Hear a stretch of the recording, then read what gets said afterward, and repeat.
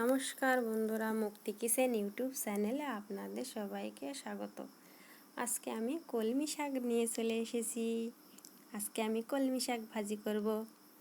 কলমি শাকগুলো আমি সুন্দর করে ঝেড়ে বেছে ধুয়ে নেব। শাকগুলো সুন্দর করে ধুয়ে নিয়েছি।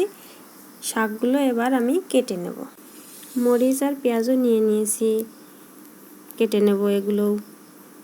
কুলো আর বটিটা সুন্দর করে ধুয়ে নিয়েছি শাকগুলোকে কেটে নেওয়ার জন্য। এবার আমি একটা একটা করে সুন্দর করে গুছিয়ে নিয়েছি কাটার জন্য। এইভাবে করে শাকগুলো কাটবো।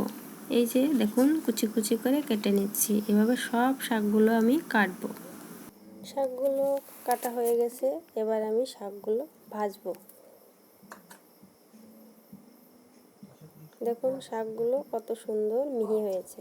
কড়াইটা বসিয়ে দিয়েছি, গ্যাসের চুলা জ্বালিয়ে তেল দিয়ে দেবো। তেলটাকে নেড়ে চেড়ে কুচনো পেঁয়াজগুলো দিয়ে দেবো।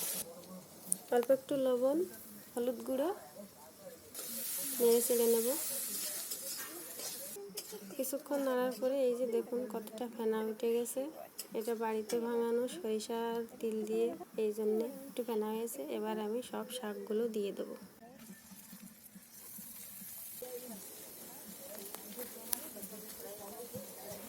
সব শাক দেওয়া হয়ে গেছে, এবার নাড়াচাড়া করে নেব। 1 চামচ লবণ দিয়ে দেব। আগে অল্প একটু লবণ দিয়েছিলাম। ভালো করে নেড়ে মিশিয়ে নেব। নেড়ে চেড়ে এভাবে মেশাতে মেশাতে কলমি শাক অনেকটা কমে আসবে। এই যে অনেকটা কমে এসেছে। শাকগুলো প্রায় ভাজা হয়েই গেছে আমার। ভাজা হয়ে গেছে, কাঁচামরিচ দিয়ে নামিয়ে নেব। চুলা থেকে নামিয়ে নিয়েছি। গরম গরম ভাতের সাথে কলমি শাক ভাজা দিয়ে খেতে দারুণ লাগে। সবাই এভাবে করে ভাজা খাবেন কলমি শাক। ধন্যবাদ, সবাই ভালো থাকবেন।